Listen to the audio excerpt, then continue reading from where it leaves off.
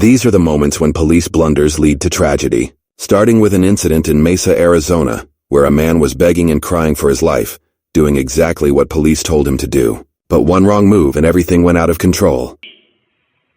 Crawl towards me!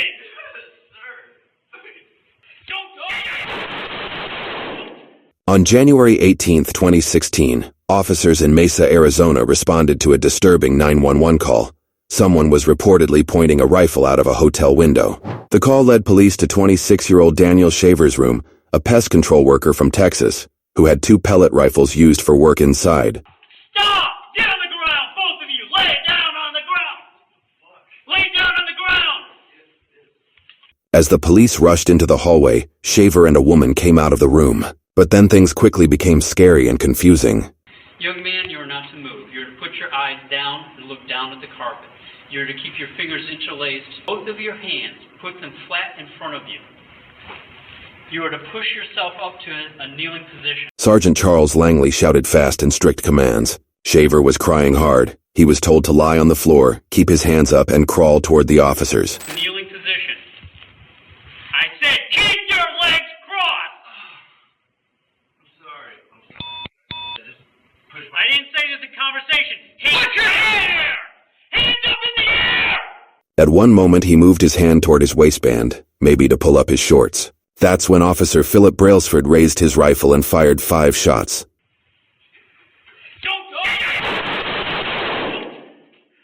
Shaver died on the spot. No weapon was found on Shaver. Only pellet rifles were later found in the hotel room. Officer Brailsford said he thought Shaver was reaching for a gun. He was not found guilty of murder but was later fired for breaking department rules. In the next case, a 20-year-old boy speeds through the night on a motorcycle. Police try to stop him but he refuses to pull over. The chase gets faster, but when he finally stopped, something happened that was never supposed to. Okay, stop. Put it in park. Okay. Here. Okay, I got you. I'm bleeding. Please help me. Yep, I got you.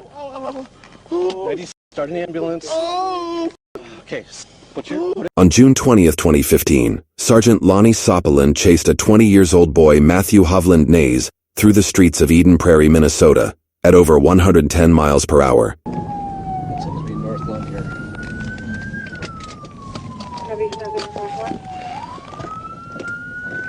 When the suspect finally pulled over, Sopelin got out of his squad car with his weapon drawn. But as he gave commands, his gun suddenly discharged, hitting the young man in the arm. But within seconds, Put it down. It's down. It's down. Okay. Oh. Here you go. Oh. All right. You get I got you. blood stopping. Please. I got you. Please. Oh. Oh. Oh. 96 and accidental discharge of weapon here. But within seconds, Sopelin was kneeling next to him, applying pressure, grabbing a medical kit, and trying to save the boy he just shot.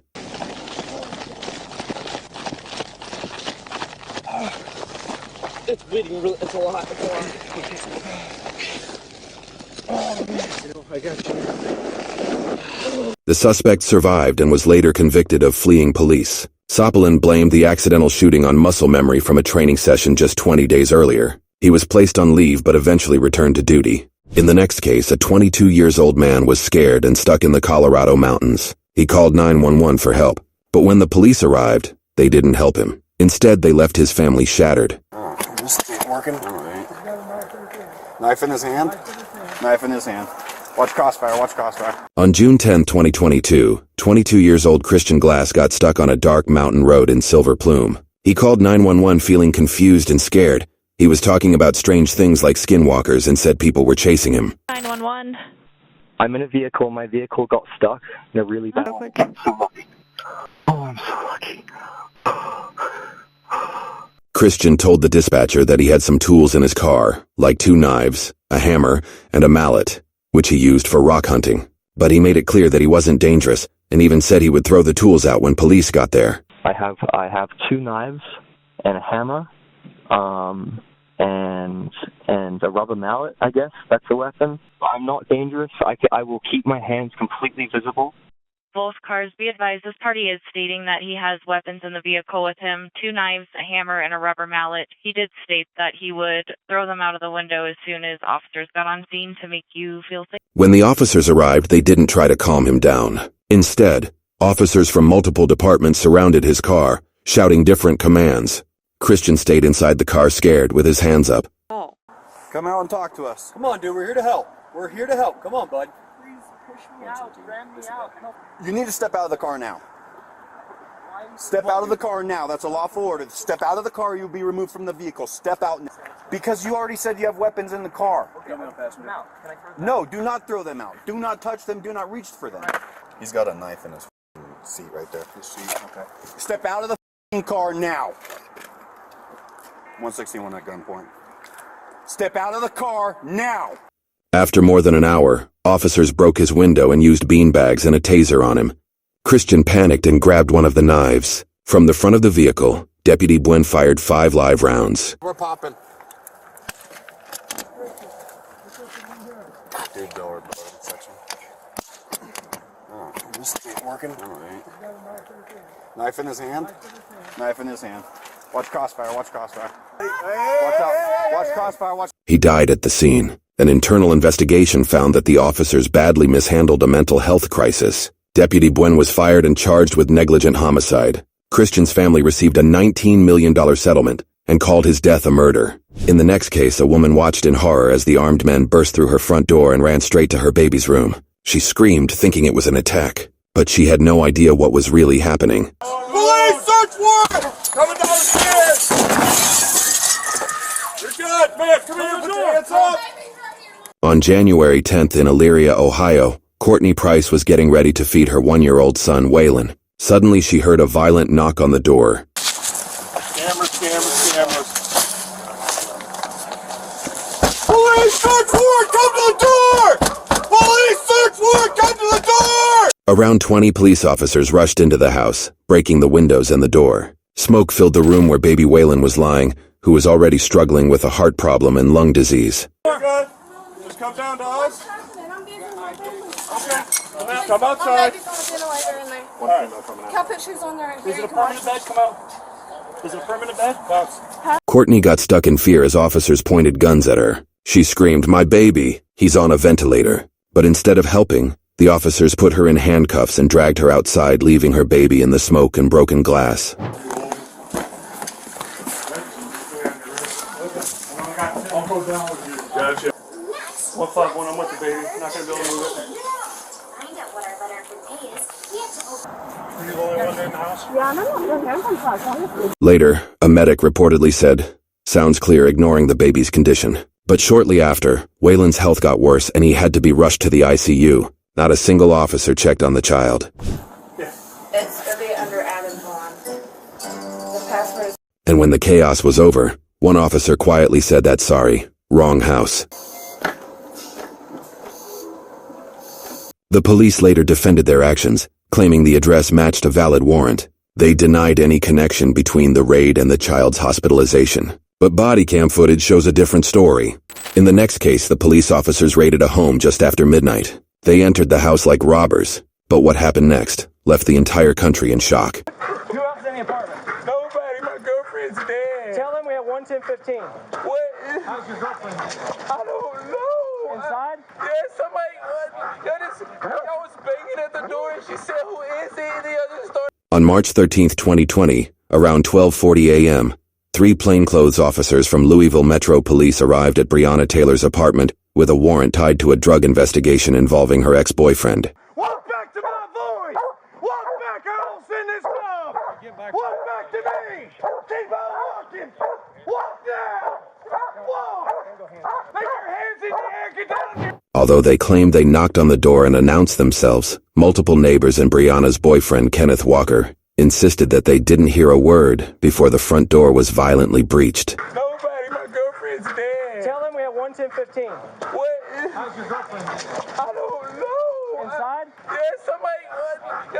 I was banging at the door and she said, "Who is it?" The other started shooting. Walker, thinking intruders were breaking in, fired a single warning shot with his legally owned handgun that hit an officer in the leg. Then everything turned into a nightmare. 9mm. Did she shoot or you shoot it? It was her. You're scared. The officers returned fire with over 30 bullets. One officer, Brett Hankison, even shot through a covered window without seeing who was inside. Breonna was standing in the hallway unarmed. She was hit 6 times and she didn't survive. 911, Operator Harris, where is your emergency? I don't know what's happening. Somebody kicked in the door and shot my girlfriend. Oh my God. Can you check and see where she's been shot at? I can't know the stomach. Okay. No drugs were found inside. The man they were searching for was already in police custody, yet Breonna Taylor was dead, and the official report falsely listed her injuries as none. For months, the case was buried in silence until protests erupted across the country, but still no officer has been charged for her death. In the next case, a 17-year-old boy was calmly eating in his car at a McDonald's parking lot. But everything changed when a police officer suddenly ripped the door open and fired 10 times. That peaceful moment instantly turned into a life-threatening mistake. On October 2, 2022, in San Antonio, Texas, rookie officer James Brennan approached a parked car in a McDonald's lot without waiting for backup. Inside the car was 17-year-old Eric Cantu. He wasn't armed, just sitting with a friend and eating fast food. Officer Brennan claimed that the car had gotten away from him the day before, but without checking for sure, he opened the door and told Cantu to get out. Cantu got confused and quickly backed up the car. In just seconds, Brennan shot 5 times. As Cantu tried to drive off, the officer fired 5 more shots. Cantu was hit several times and left in critical condition, while his friend sitting next to him wasn't hurt but was traumatized. Shots fired! Shots fired! Shots fired! Eric Cantu remains in critical condition and on life support. Officer Brennan was fired within days and now faces 2 counts of aggravated assault by a public servant. In the next case, the police officers stopped an Army lieutenant and pointed guns at him. But then they made a mistake that turned a routine stop into national outrage. Sir, just get out of the car. I'm trying to breathe. Get out of the car now. That's fucked up. That's really fucked up. Get out of the car and get on the ground now. Get. On December 5, 2020, in Windsor, Virginia, Lieutenant Karen Nazario, a Black and Latino Army medic, was driving his newly purchased SUV when police pulled him over, claiming they couldn't see his license plate. Put your hands out the window. Turn the vehicle off. Put your hands out the window. Put your hands out the window and turn the vehicle off. But in bodycam footage, the temporary tag was clearly visible. Nazario pulled into a well-lit gas station, kept his hands outside the window, and calmly told the officers he hadn't committed any crime. How many occupants are in the vehicle? What's going on? How many occupants are in your vehicle? It's only myself. Why are your weapons drawn? What's going on? Open the door slowly and step out. Open the door. I'm not getting out the vehicle. What's going on? Get out the car. Instead of de-escalating, the 2 officers, Joe Gutierrez and Daniel Crocker, drew their weapons and shouted commands. Keep your hands outside the window. Keep your hands outside the window. My hands are right here. What's going on? Get out of the car now. Get out of the car. What's now. going on? Get out of the car now. When Nazario said he is afraid to get out, without warning, they blasted him with pepper spray multiple times, dragged him from the car, and slammed him to the ground. Sir, just get out of the car. I'm trying to breathe.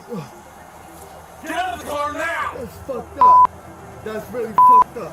Get out of the car and get on the ground now. Get. I don't even want to reach my seatbelt. Can you? Take your seatbelt off and get out of the car.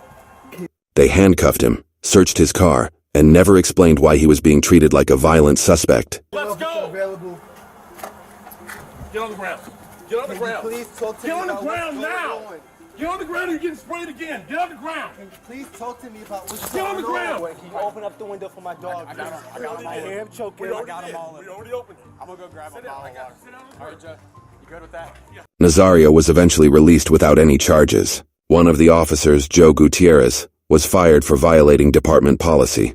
Nazario has filed a lawsuit against both officers for excessive force and civil rights violations. In the next case, a father of 4 was just trying to pick up breakfast for his kids. But within seconds, an officer dragged him out of his car and arrested him in front of strangers. But when they checked the ID, everything stopped. Help!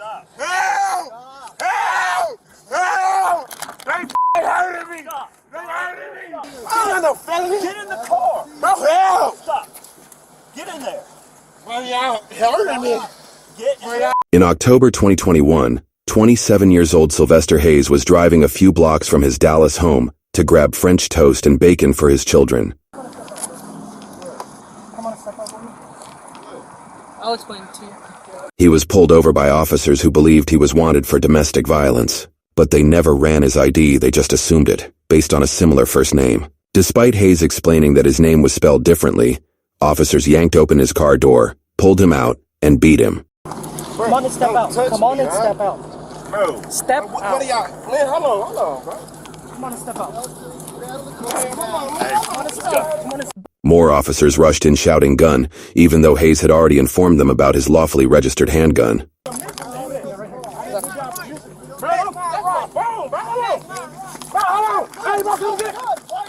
Bro, this is my gun. Bro, this is my bro. The officers kicked him, teased him, and pushed him to the ground. But when they checked the database, they realized their mistake that he is not that desired guy. Stop resisting. Stop resisting. Stop. On my neck. You got some foot on my neck. Bro. I got some foot on my neck, bro. What the I'm doing, bro? Stop. Bro, stop. What happened? Bro. Hayes was arrested anyway. He spent days in jail and lost his job as a security guard. He also lost his home and the ability to provide for his 4 kids. 14 months later, the charges were dropped. Now he's suing the city of Dallas and the officers involved, accusing them of racial profiling, excessive force, and destroying his life over a reckless mistake. In the next case, a man hears a knock at the door late at night. He grabs his robe and picks up his gun just in case and opens the door. But what he didn't know was that the danger wasn't outside. It was standing right in front of him. Hey, hands up! Yeah, you good? You good? Yeah, back up. Check yourself. On April 5th, 2023, in Farmington, New Mexico, police officers responded to a domestic violence call, but they made a fatal error. They went to the wrong house.